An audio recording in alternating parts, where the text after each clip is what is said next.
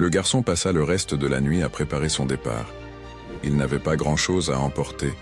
Quelques vêtements usés, un morceau de pain, une gourde d'eau et bien sûr, le médaillon qui semblait contenir tous les secrets de son passé.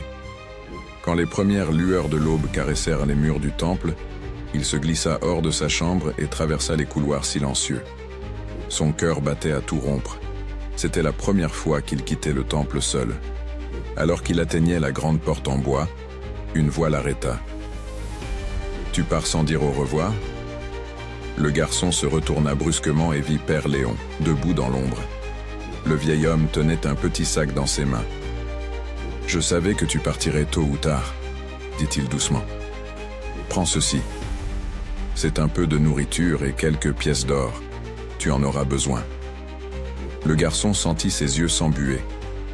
Père Léon avait toujours été comme un père pour lui. « Merci. Pour tout. » Le moine sourit tristement. « Promets-moi seulement d'être prudent. » Le garçon hocha la tête avant de franchir la porte du temple. Il marcha longtemps à travers la forêt, suivant un sentier qu'il n'avait jamais emprunté auparavant. Son premier objectif était le village de Brise-Écume, un endroit dont il avait entendu parler dans les livres du temple. C'était la dernière ville connue à avoir eu des liens avec la maison de Val-d'Or.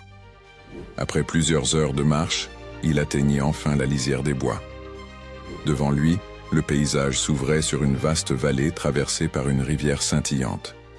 Plus loin, il